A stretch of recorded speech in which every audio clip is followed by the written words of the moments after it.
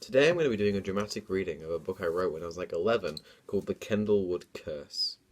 I say book, it's broken into 3 parts with these little artistic drawings that I did showing my talents. I don't have any talents. Chapter 1. Curse. I am in bed, twiddling my thumbs. I call to my mum to remind her to hug me good night. All that comes from my mouth is a nightmarish scream. Mum races in, tears in her eyes, horrified at my torment, and shows me a mirror. Blood races through me. Blood already does that, making me shiver.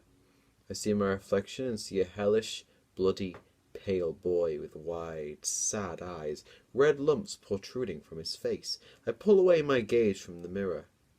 Herc!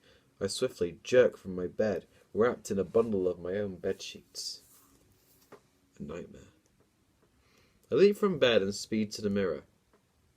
Not our bed, I just leap from bed and speed to the mirror. My reflection is sweaty, with ginger hair and big, tired eyes, bags fit for a shopping trip.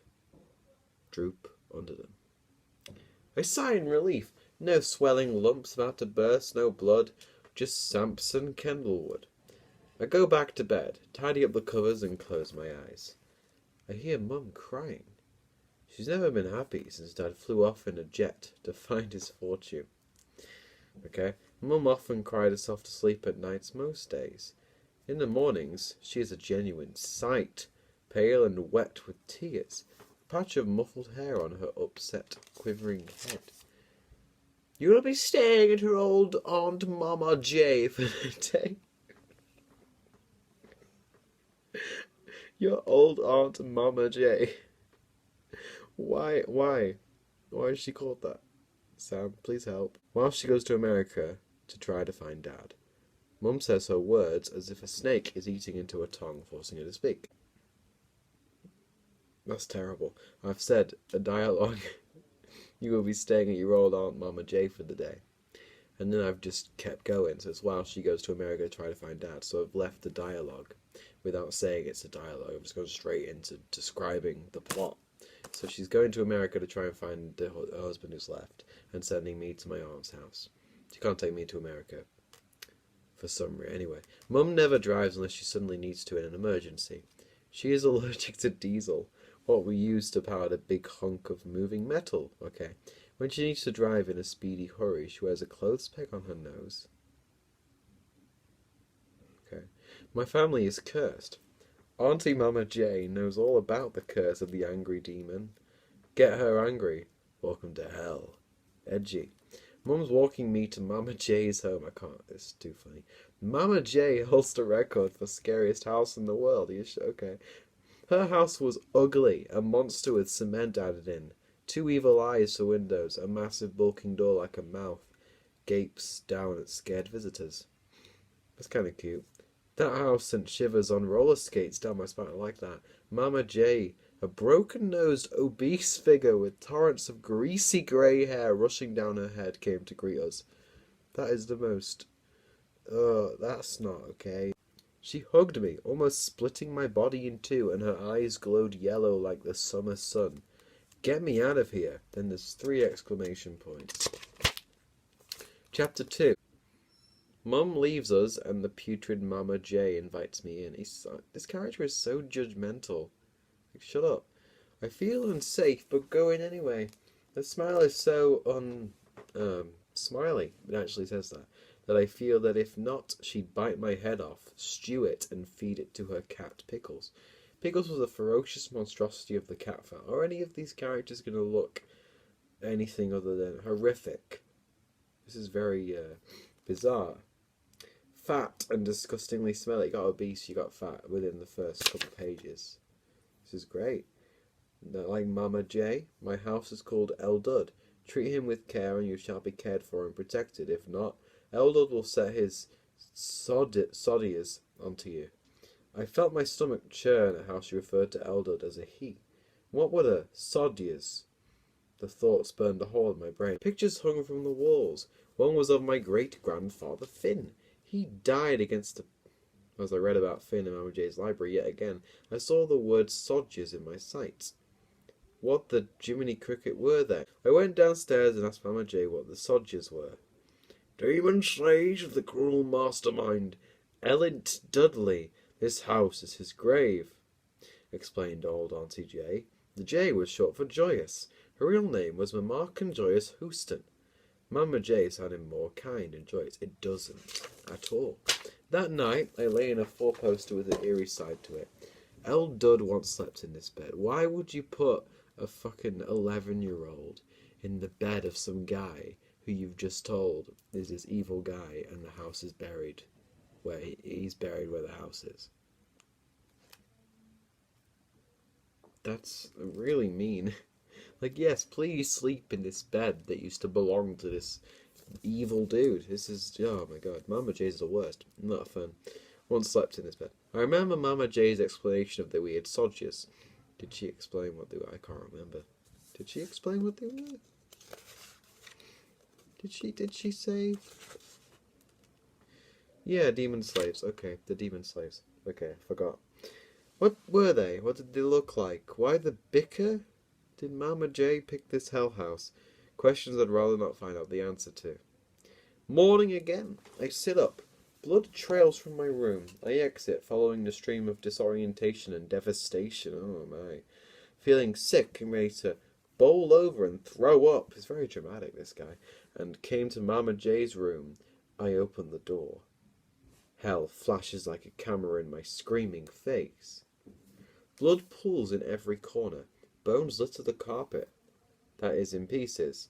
Mama J is on fire with red eyes. Her nose is exploding with hot air. Her ears like a volcano. Hair like arrows on end. What? Her body is made of maggots and bones with no skin. Her legs shriveled and stick-like.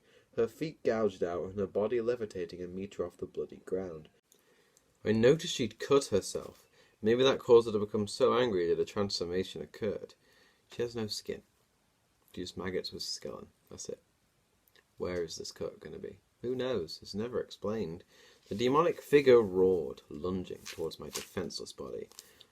I twitched my nose at the foul stench of Mama J, the demon monster.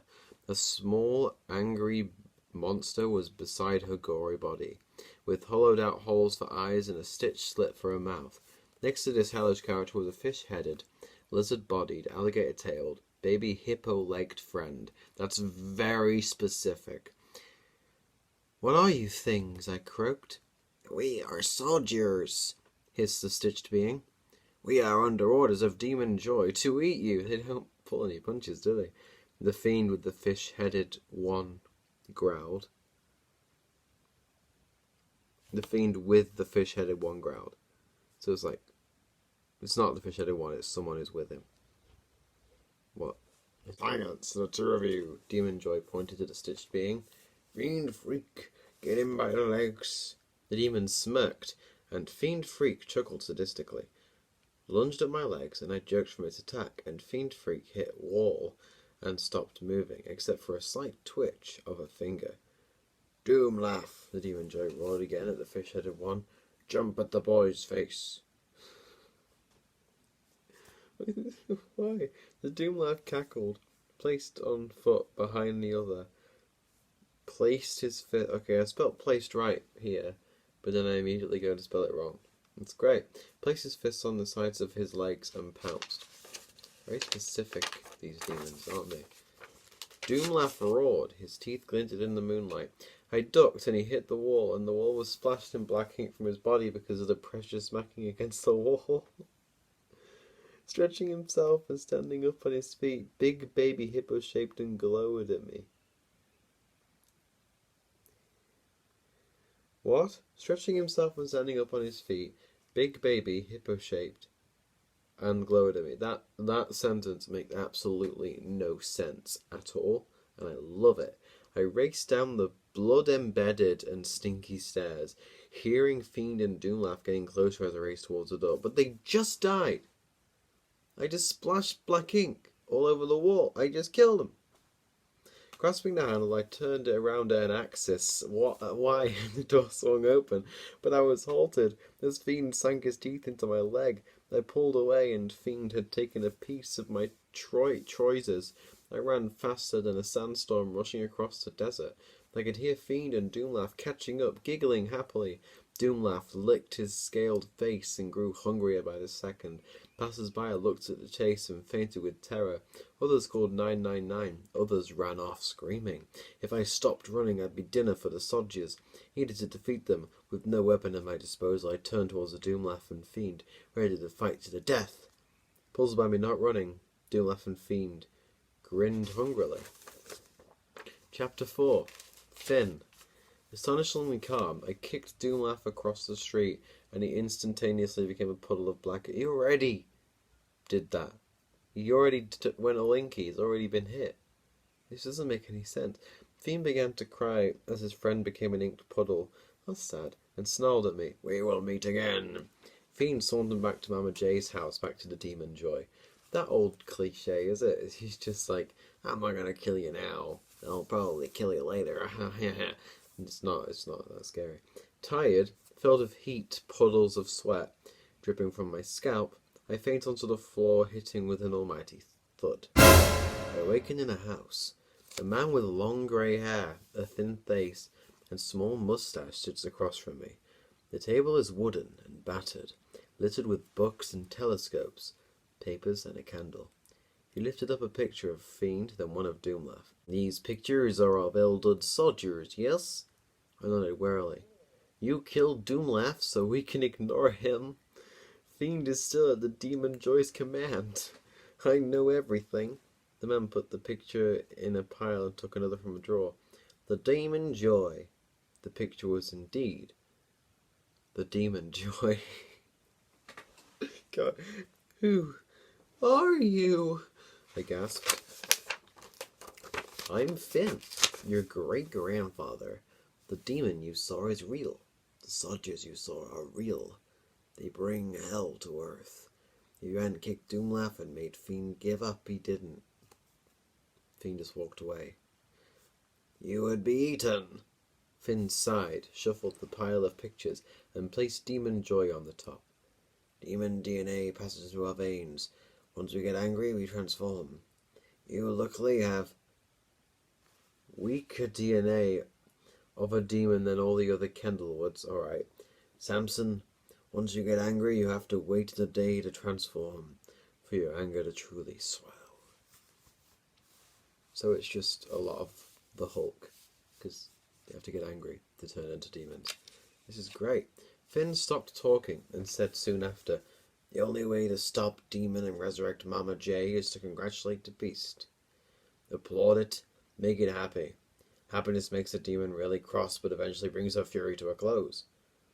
Finn scratched the back of his head and sat down briefly, then up on his feet again, and changed his voice.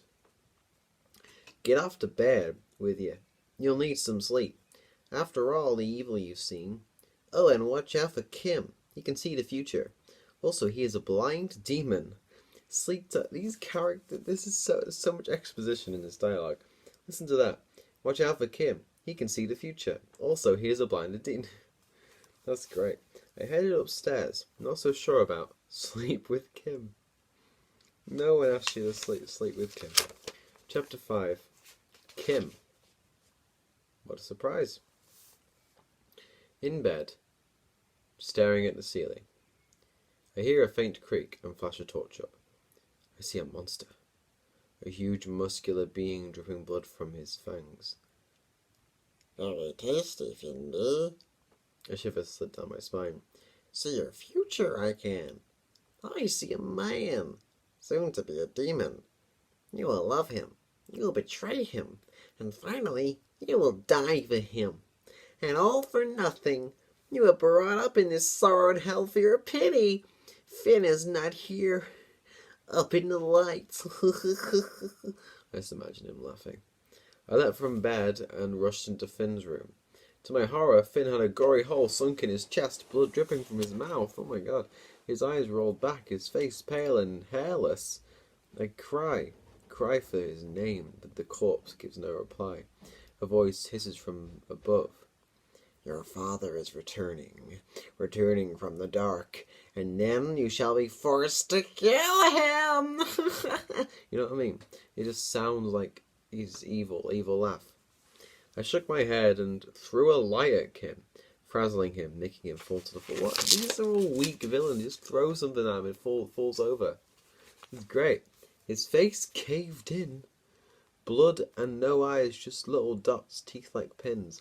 I grab a sword off the wall. This is a bedroom, right? He's in a bedroom. Okay. I don't have a sword in my bedroom. Maybe I'm missing out. Maybe I should invest. Have mercy. He will sigh. I drop the sword upon him. A thin squeal and then silence. Okay, so Kim's dead. These characters are just getting killed off willy-nilly. This is great. I leave Finn's house. Police are outside. One officer goes in and brings out Finn's body in a blanket. Nobody, what? Okay, yeah, I was confused then, but it is explained. Got a call from your neighbour. Seen horrific happening, she has. Seen the shadow of a small child killing a man. The officer looked me up and down and cuffed me. You're under arrest for murder.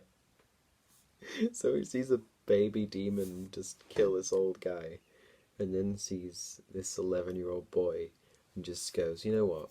You're probably the killer. I'm going to arrest you now. The officer dragged me into the back seat of the car. The judge and members of the court are in favour of my imprisonment. I am taken to a cell, and the officer locked the door. That is the fastest plot progression that has ever happened. Literally, it goes from the backseat of a police car to court to prison. Literally there. Like, that's all it takes for the plot to completely change. Like, we're talking about demons and weird stuff and just craziness, and yeah, it's great. Blamed for a crime committed by a demon called Kim, the officer returned with a man at his side. I felt light breaking into my body, a sudden rush of happiness. Dad! Hello, son. I managed to bail you out in court by explaining the person who murdered Finn was a trick of the light.